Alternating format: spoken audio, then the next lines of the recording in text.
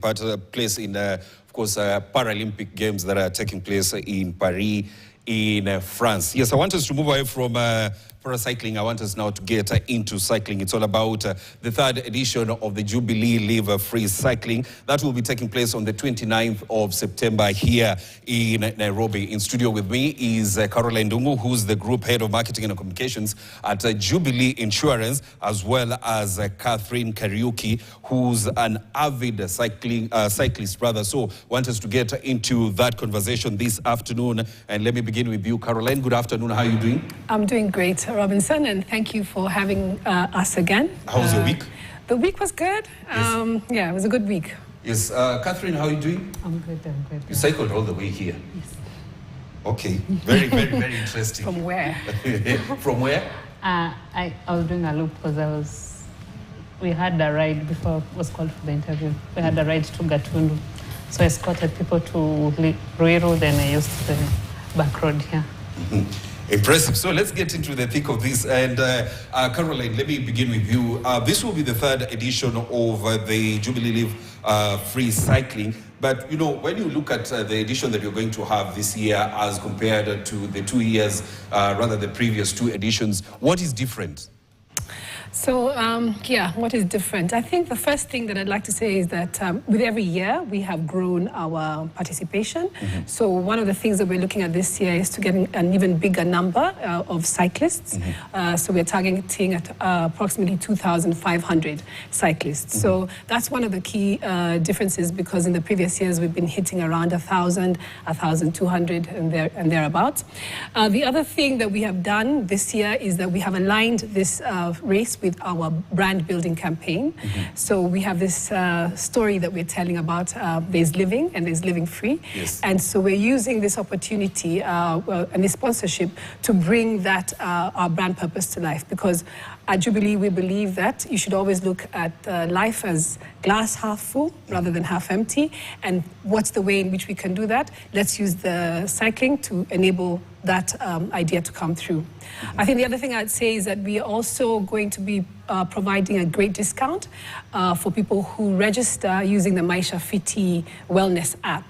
So that's 15% discount if you register through the app, the Maisha Fiti app, which is a wellness app that creates community, tracks your steps, does all sorts of things. And I'd encourage yourself and everybody that's watching to actually download that app and begin, to get active. But this year we'll ensure that we, give something to the cyclists that register through that. I think I jumped right into, this year's edition, but there are people who are watching and they don't know what is the Jubilee Live Free Cycling. What is it? So the Jubilee Live Free race, powered by the Grand Nairobi Bike Race, is our flagship sponsorship. So at Jubilee, 2 years ago, we had a discussion. We asked ourselves, how can we get involved in something that, is good for community, yes, but also good for brand, and that also aligns with our values and our purpose.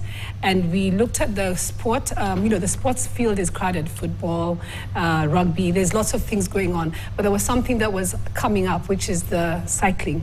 Post-COVID especially, or during COVID and then post-COVID, it had actually picked up quite a bit.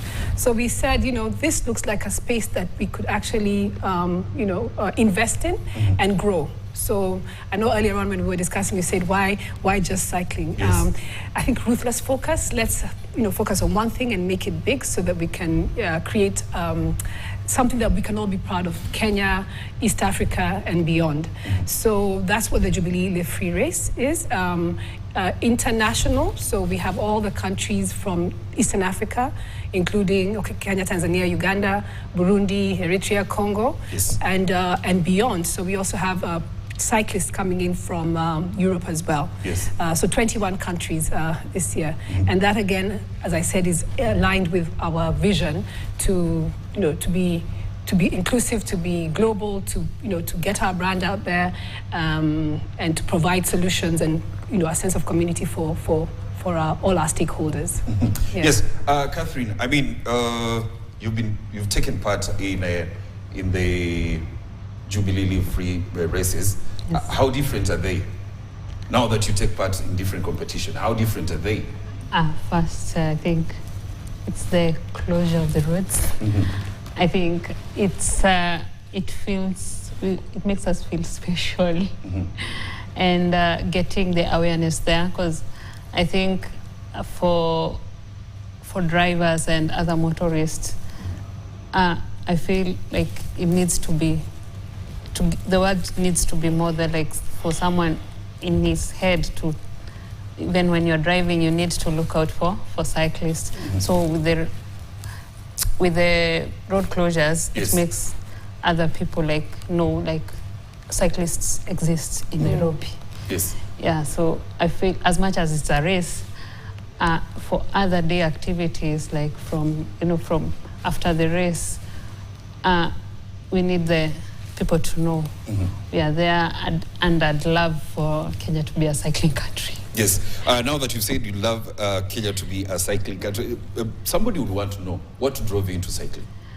I'd say mental health. Yeah.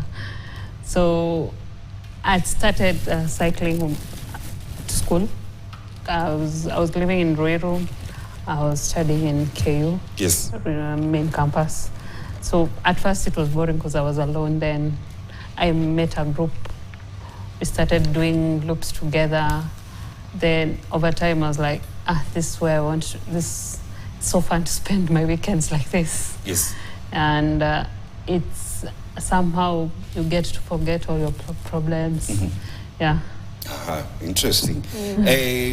Caroline, let me come to you on this, the third edition. And from the previous editions that you've had, and as Catherine has said, that the cyclists feel that it's a safe space when you have, when the races are taking place. I mean, the question will be, why do you feel like this race is getting a lot of traction? Maybe before I answer that question, I'd just love to just echo something that she said. The reason why we get into this is, yes, of course, there is the brand, as I talked about, and of course, there's a physical aspect of it, a physical wellness, which as a corporate as well, we want to encourage. So we'd rather that you didn't have to get sick. How about, fixing it so that you're okay from the get-go? But one of the other things that we are very passionate about as well is mental wellness. And this is also an opportunity for us to enable drive awareness for the mental wellness in the country, and how things such as cycling can actually alleviate those sort of issues and get us all into a much healthier and happier space. So yes, that was something I just felt I needed to say. Yes. What was the question? Question was, why is the race getting a lot of traction? Okay, yes. Yes, so now everybody wants to participate in that. Yeah. So of course, the first thing I'd say is the amplification. So the brand comes in, it puts in quite a bit of an investment into the promotion. So awareness, which means people now get to know that there's this race and that you can participate. So I would say that the investment from the brand and the other partners as well actually drives that, raises the status of the race and therefore the participation. I think also accessibility, the truth is that, you can have the fancy bikes that people like Catherine use, but you also can enroll with, your simple amateur bikes all the way to Black Mamba.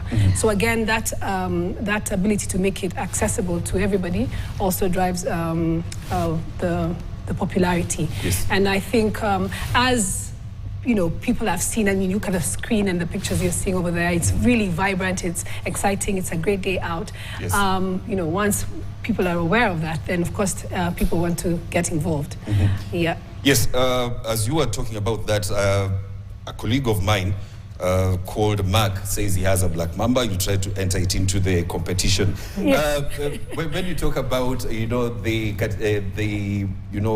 going down to people that use Black Mambas can get into this, you've made the race all inclusive. Aside from people who are using Black Mamba, you have kids as well as paracyclists. Yes. We have the Paralympics going on. Tell us about this all inclusivity. So again, like I said, we, let me talk about the democratization of, shall we say, insurance and financial awareness and financial wellness is something that's very close to our hearts as a brand and as a corporate. And yeah, so not people shouldn't be excluded because you're either young or you're old, veterans. We even have a veterans one. They're over 50 plus.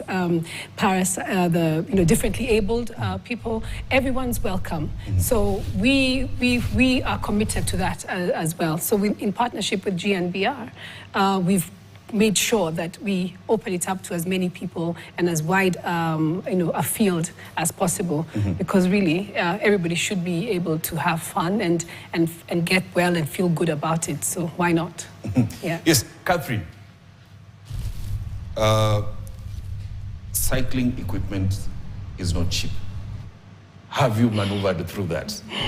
If you want, if you want a proper cycling bike, it's not cheap. Yes. From the biking community, now that you're from the biking community, or rather cycling community, how do you guys manage to maneuver that? So mostly it's fast bike maintenance. You maintain your bike well, it lasts longer. Then I am affiliated with a few brands in cycling, so I get support. But when I need to buy, I think I manage. But averagely, how much does it cost? A bike? Yes, a proper cycling bike. A proper one. Yes. From 250. 250,000 or 250 Kenyan shillings. 250K, yeah. 250 Kenyan shillings. 250,000 Kenyan shillings. Yes, that is, you can get a used one. A used one, you will get a higher grade carbon and everything. Yes. New ones, aluminium. Because mine, I'm using a gravel. It's a gravel, like a used gravel road. So it starts from 250. Well, very, very expensive. I want us to take a short break, but when we come back, we continue with this conversation on the third edition of the Jubilee Live Free Cycling. Caroline Ndungu, who's the group head of marketing and communication at Jubilee Insurance, and Catherine Kariuki, who is a cyclist, will be telling us more on what to expect on that day when that race will be taking place here in Nairobi. That will be after the break. You're watching Scoreline.